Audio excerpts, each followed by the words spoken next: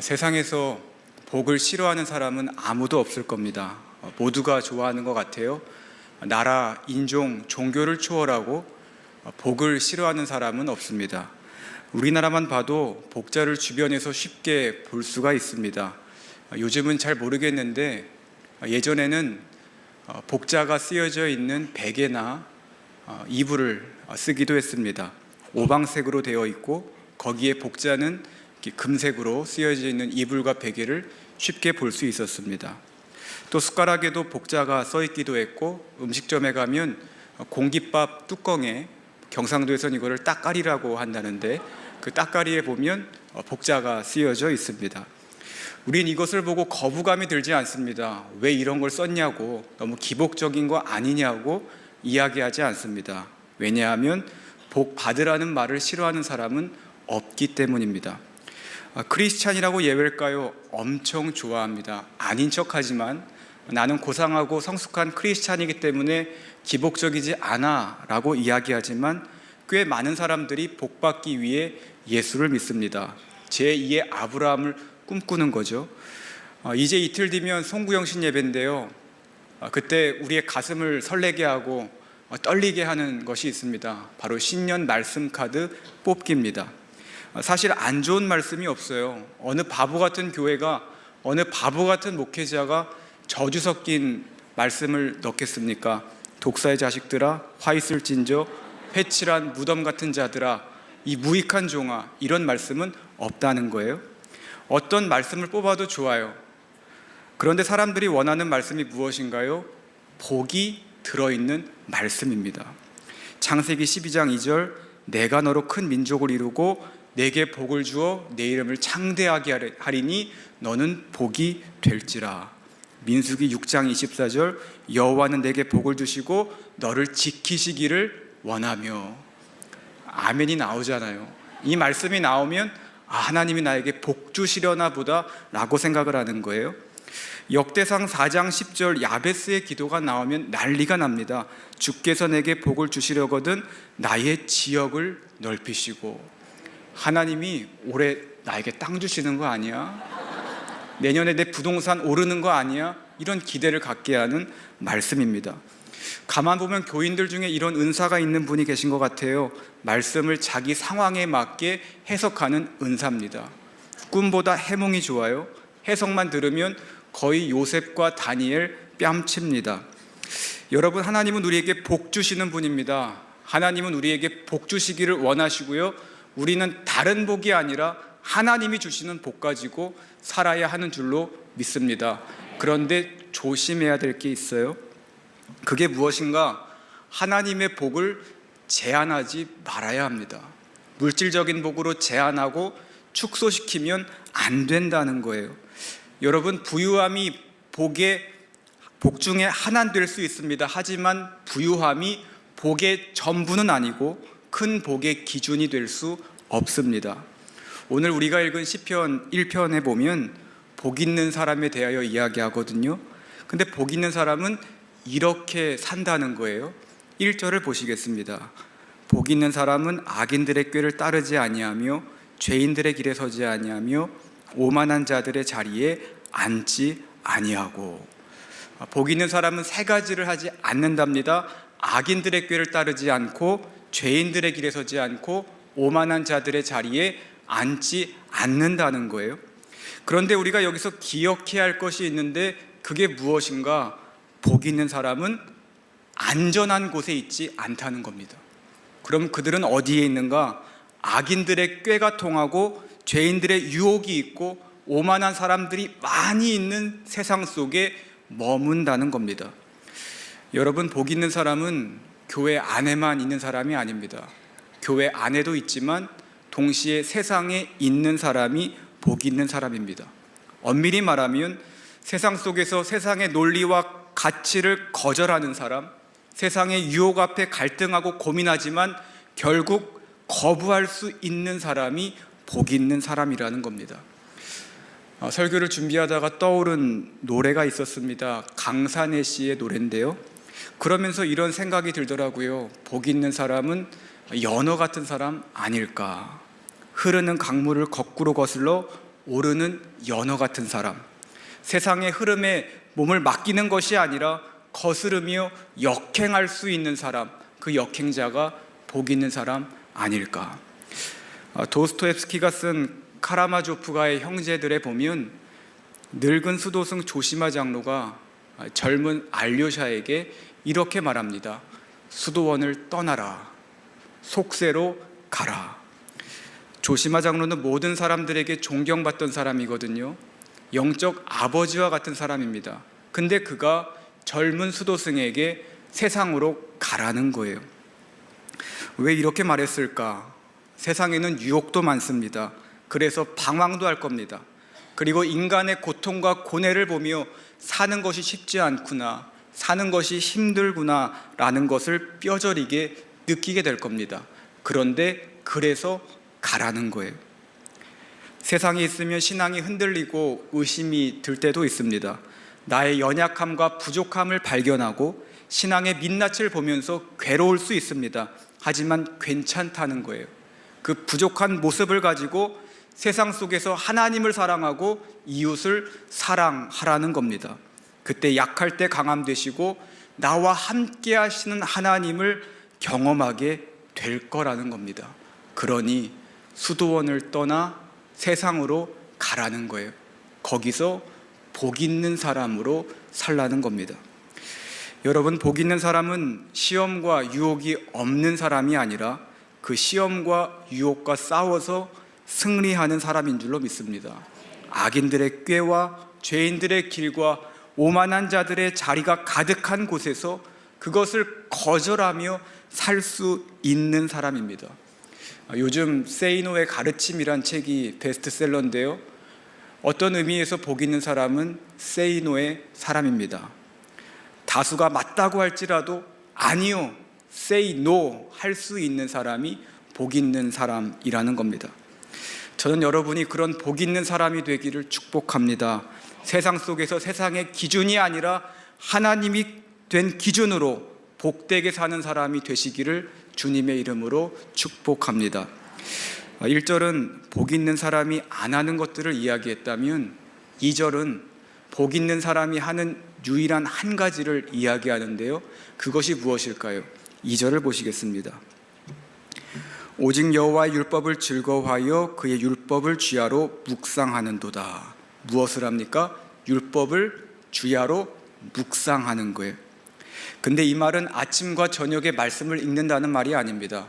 일어나서 읽고 자기 전에 읽는다는 말이 아니에요. 말씀을 주야로 묵상한다는 말은 항상 말씀과 같이 한다는 겁니다. 어디를 가든지 무엇을 하든지 말씀이 내 입에서 떠나지 않게 한다는 거예요. 내 인생의 여정 가운데 늘 말씀과 함께 한다는 말입니다. 여러분, 인생에는 좋은 일도 있고 안 좋은 일도 있습니다. 기쁜 일도 있고요, 슬픈 일도 있습니다. 또 고난도 찾아오고 예상치 못한 어려움이 나를 힘들게 하기도 합니다. 그래서 우리 안에는 희로애락의 감정이 있습니다. 그런데 희로애락뿐인가요? 우리는 또 한의 민족이잖아요. 깊은 내면에 한이 있습니다.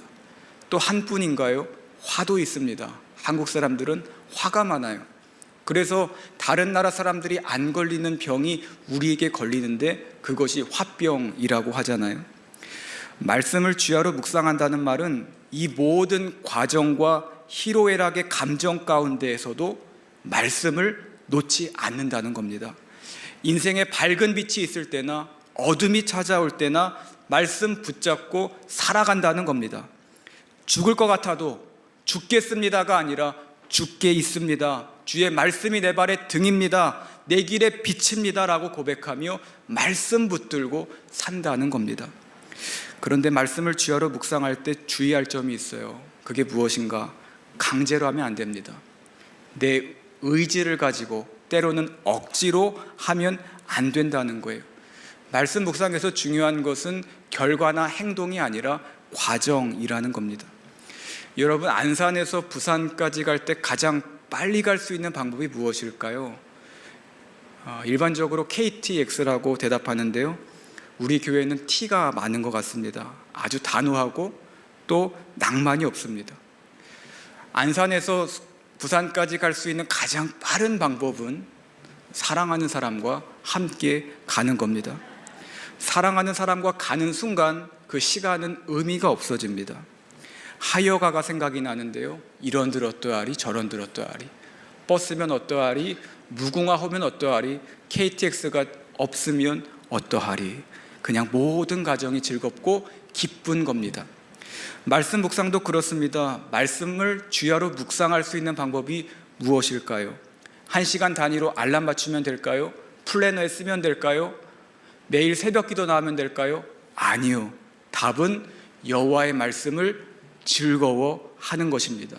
말씀을 사랑하고 말씀을 통해 기쁨을 얻는 거예요. 그러면 24시간 365일 말씀을 묵상하고 또 묵상하고 곱씹고 되새길 수 있다는 겁니다.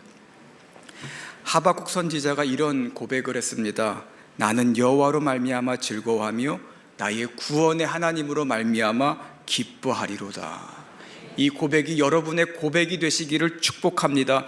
그런데 여기에 한 가지 더 고백이 더해지시기를 축복합니다. 나는 여호와의 말씀으로 말미암아 즐거워하고 기뻐하리로다. 다른 것이 복이 아닙니다.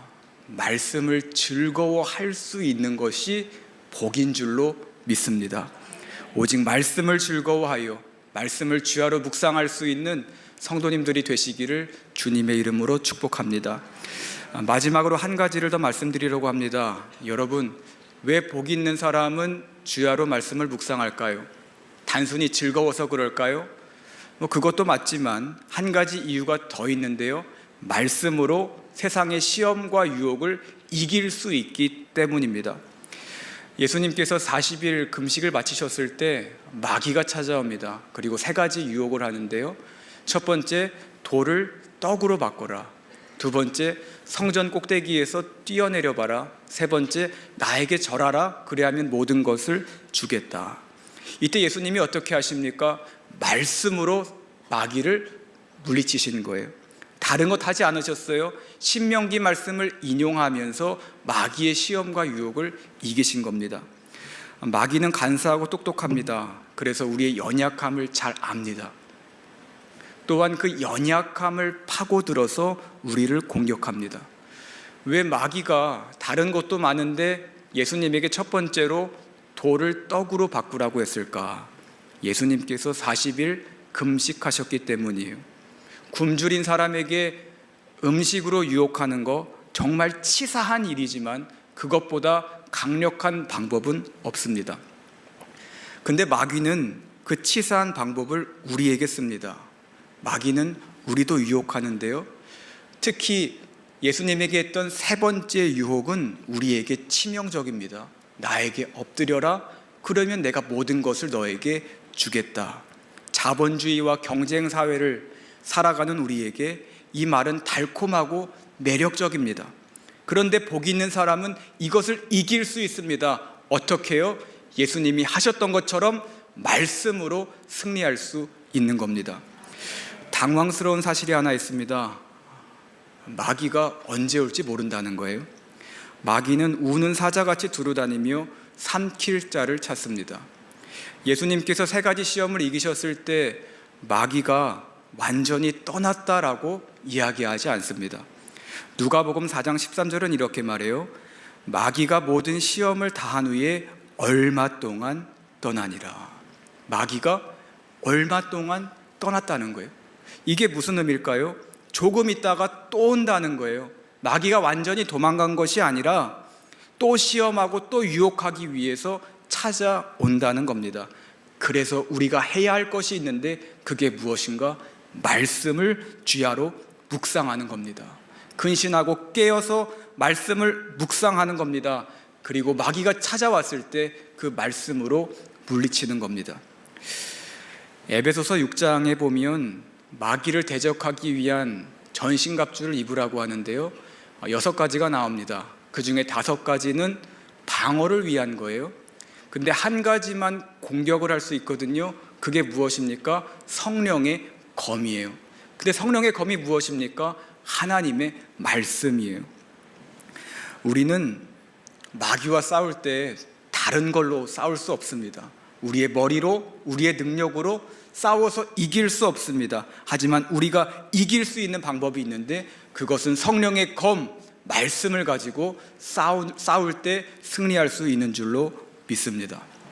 근데 말씀으로 싸운다고 하니까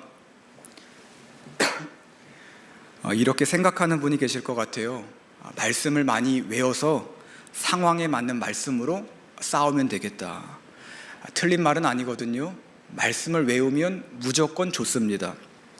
그런데 내가 외운 말씀으로 싸운다? 이건 조금 그래요.